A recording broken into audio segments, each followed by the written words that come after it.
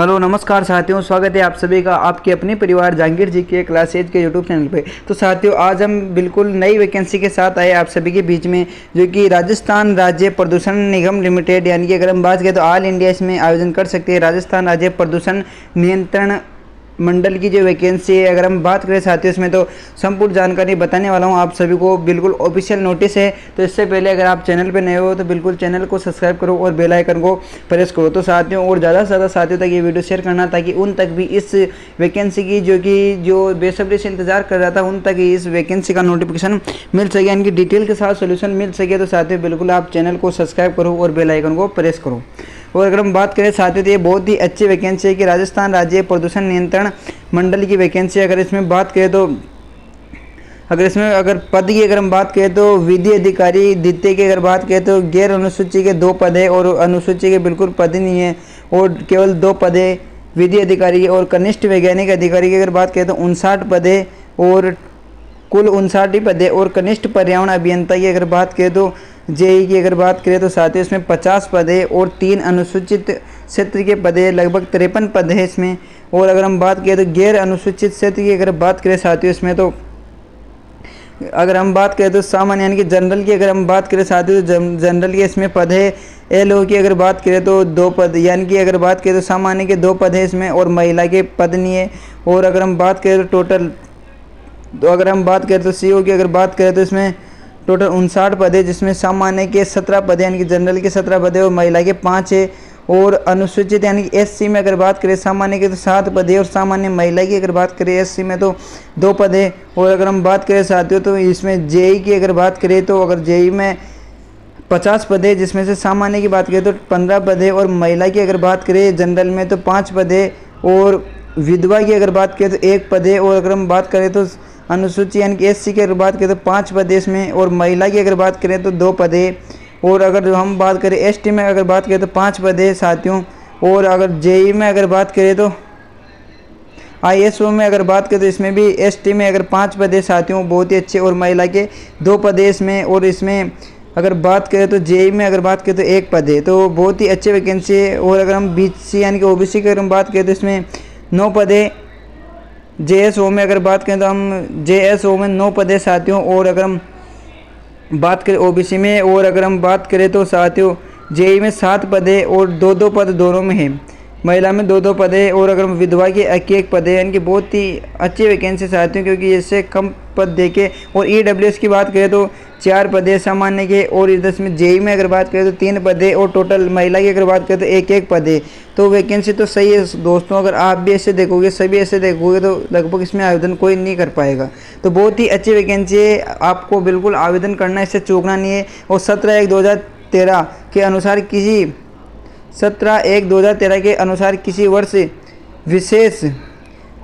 विशेष में सीधी भर्ती के लिए अनुसूचित जाति या यथावित अनुसूचित जनजाति पात्र उपयुक्त अभ्यर्थी न होने की दशा में उनके लिए इस प्रकार आरक्षित रिक्तियों को पश्चावर्ती 3 भर्ती वर्षों के लिए अग्रणित किया जाएगा। यानी कि अगर बात करें तो 3 भर्ती वर्षों की समाप्ति के पश्चात ऐसी अग्रणित की गई रिक्ति सामान्य प्रक्रिया के अनुसार भरी जाएगी, यानी सामान्य रिक्तियाँ हैं उनके अनुसार भरी जाएंगी 3 साल तक।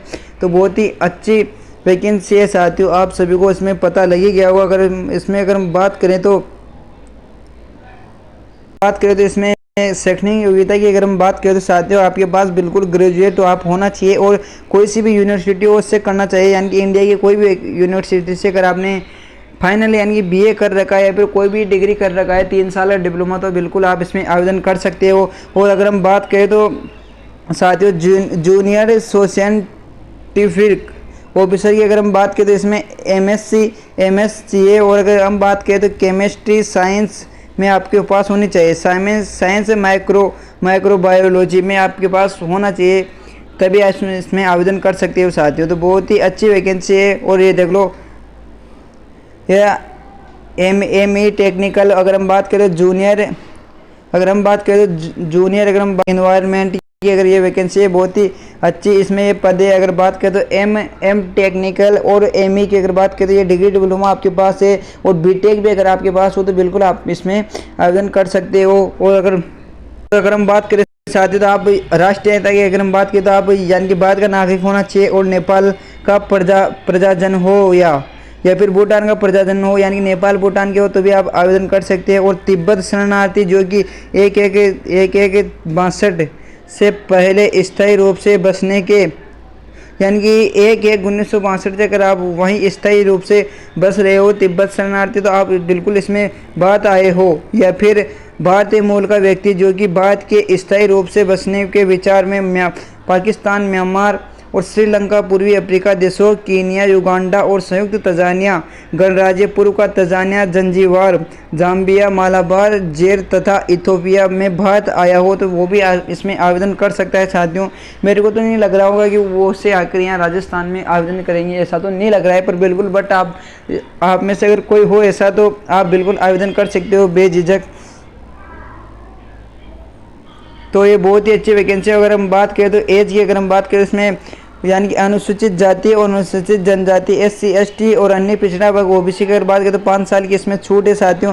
और सामान्य अनारक्षित की अगर बात करें तो 5 वर्ष की छूट है। अनुसूचित जाति और अनुसूचित जनजाति की अगर हम बात करें तो 10 साल की छूट है। और पर आप बिल्कुल 1/1/2024 से आपके पास 18 एज होनी चाहिए, पर बिल्कुल आपको 40 साल से अगर आप 40 साल एज नहीं होनी चाहिए, 40 साल से अगर आपके पास कम एज है तो बिल्कुल आप इसमें आवेदन कर सकते हो।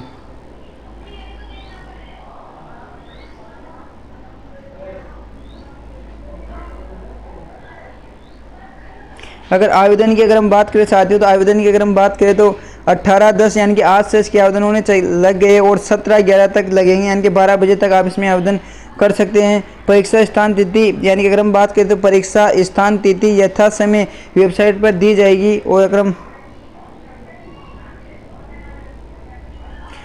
हम बात करें साथियों तो इसमें अगर हम बात करें साथियों तो इसमें सिलेबस की अगर हम बात करें तो पार्ट ए में लगभग 60 क्वेश्चन पूछे जाएंगे। और अगर हम पार्ट बी की बात करें तो 15 क्वेश्चन इसमें पूछे जाएंगे, यानी कि 90, यानी कि टोटल इसके मार्क्स की अगर बात करें 225 नंबर का इसमें पेपर होगा। और अगर हम बात करें तो 90 मिनट इसमें दिए जाएंगे, यानी कि 1.5 घंटा जिसे बोला जाता है वो आपको दिया जाएगा। तो बहुत ही अच्छी वैकेंसी है साथियों, आप सभी को जानकर इसमें खुशी हो गई होगी। तो मिलते हैं किसी नेक्स्ट सेशन के साथ, जब तक बाय।